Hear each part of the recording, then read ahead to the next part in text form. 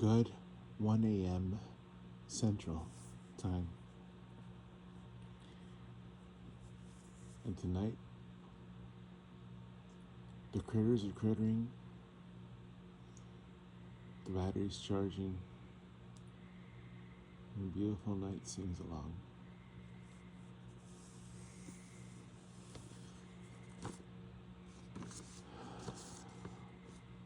Tonight, I wanted to talk a little bit about a personal story. Again, this personal story has happened to all of us. The purpose for them is, I guess, entertainment. But most of all, it's really to show how incongruent our selves are with each other, and hopefully to bring you a different point of view of somebody else's mind too in the process. So what does that do with the shadow side of anxiety? In this particular title, the story takes place from a shadow 11 that I encountered, and how eye-opening it was, and the attachment to anxiety, and how it affects our, well, you'll see. So I will start with one of my favorite books, To Love and Hate, To Judge and Not Judge, to take with a grain of salt, and to also grasp the wisdom behind the words. And to quote Ellen Watts, I've heard many sermons before, but I've never heard a sermon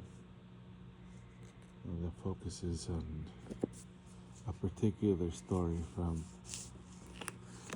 Matthew chapter 6, I believe.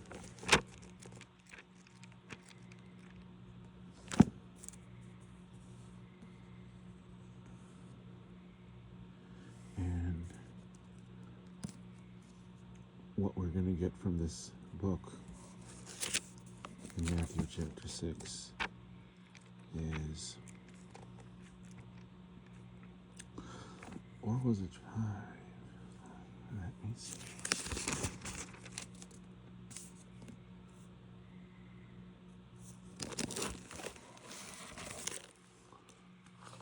Anxiety is a problem that afflicts us all. 2,000 years ago, a master teacher addressed this in the following verses that we're to find.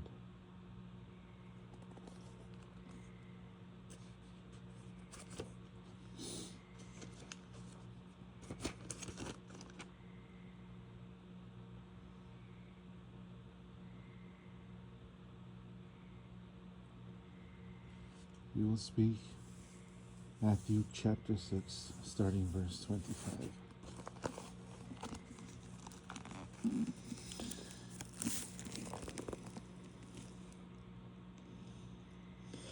On this account I say to you, stop being anxious about your souls.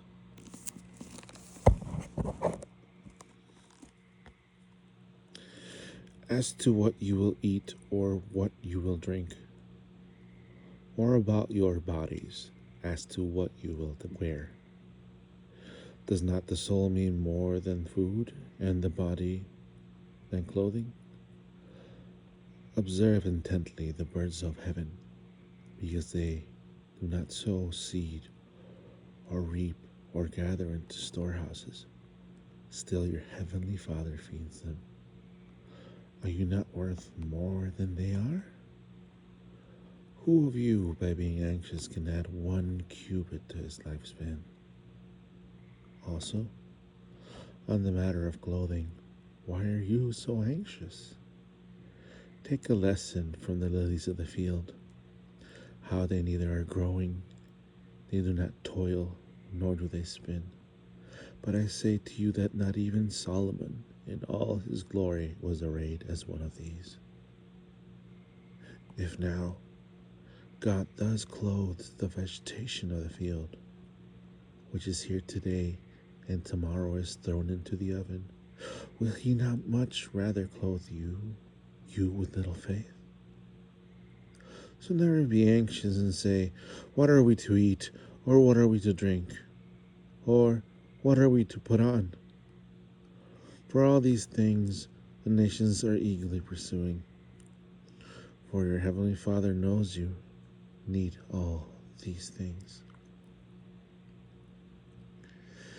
Before I read the solution, which is in the next verse, and along my interpretation, we will go through a couple of things here quickly.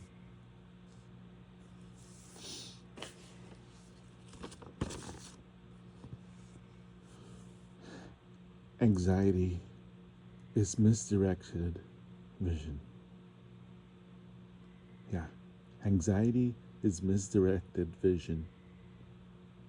It is powerful imagination focused on what could go wrong. I will repeat that again because it merits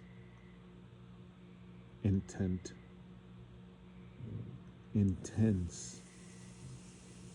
attention to these following words. Anxiety is misdirected vision.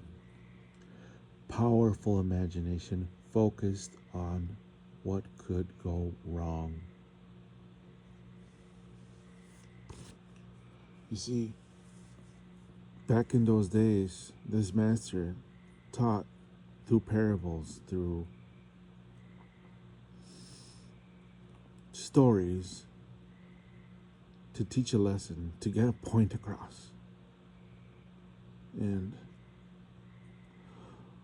when he speaks about the lilies of the field, he could have picked anything in the world to compare it to, but think about lilies for a second. Lilies are beautiful, and they have faith, so to speak, if you had to give a meaning in language. They have faith that God will take care of them.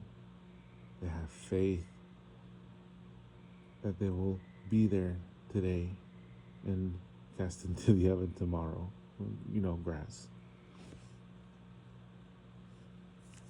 They do not worry about what they're going to need.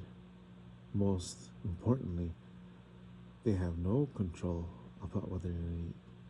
They have no control over their destiny. Whether they'll be here today and gone tomorrow, that does not stop them from being beautiful lilies that they are. So don't allow anxiety to shape and stop what your future will be when you have no idea what it will be. No one really does. It doesn't exist. The future does not exist. The future does not exist. There is no place where you can go right now. It's called the future. It happens in the present.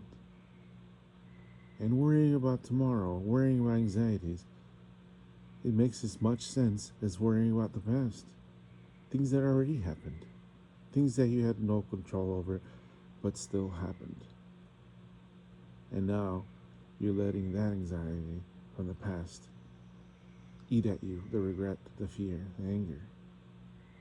And then in the future, you're already making up catastrophes that don't exist with solutions that you will never even remember. Because nobody knows what's going to happen tomorrow, not really. And it doesn't matter. You have no control over it. You have no control as much as a blade of grass has control over being here one day and casting the other next. That's missing the point. And the point is to be human. The point is to enjoy this moment. And that is exactly where we're going next on that next verse here. And I will read the 32nd where we left off, just so you can get the context. For all these things the nations are eagerly pursuing. Or, For these things the rabble goes after, or the people of the nations. For your heavenly Father knows you need all these things.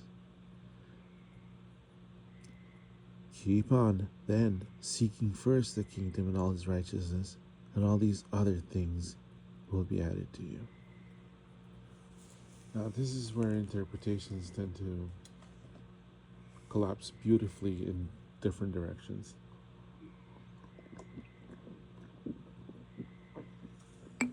Because in essence, that is the nature of humanity. Each different universe in its own being experienced by each individual person. In their own unique way, they'll be only able to experience through their own eyes.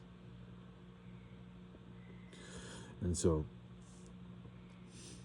keeping on seeking first the kingdom and his righteousness, and all these other things will be added to you. What is seeking the kingdom? Well,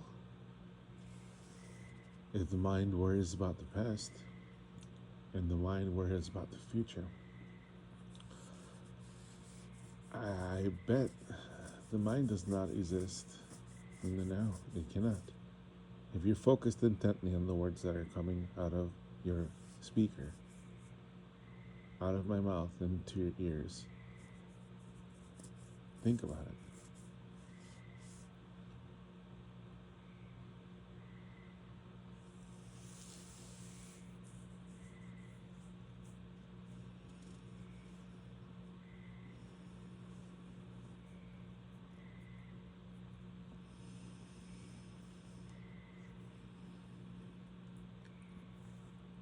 The mind cannot survive in the now.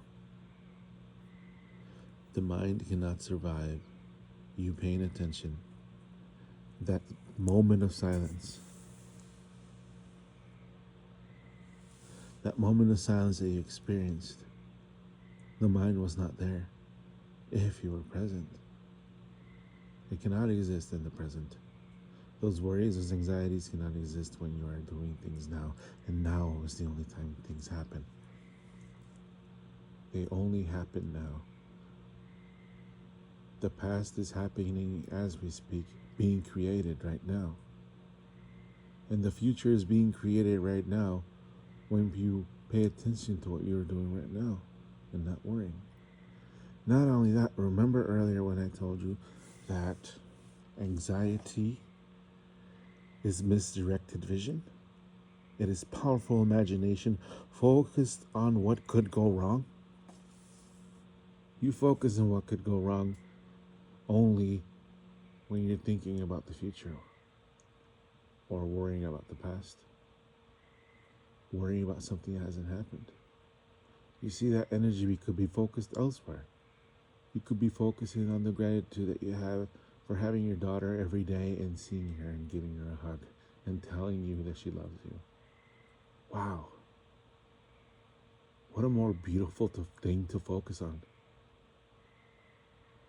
Jesus. If you're not going to be living now in the present, at least be grateful for something, you know? Instead, next time anxiety pops up, be grateful for something you have. Be grateful that you aren't suffering every day with a mental illness or with a physical one, or you have cancer, or any number of things that we can victimize ourselves with. And I am very careful to say this, and I know that I'm not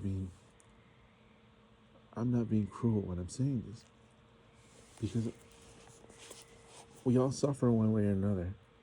None of us is human can say they have no problems. But there are worse pains, you know. The pain of being stuck in that suffering.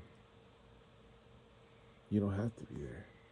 You can be now, here, present, being grateful for something, and then focusing your mind and attention into that vibration of positivity, that vibration of gratitude, that vibration of peace and acceptance.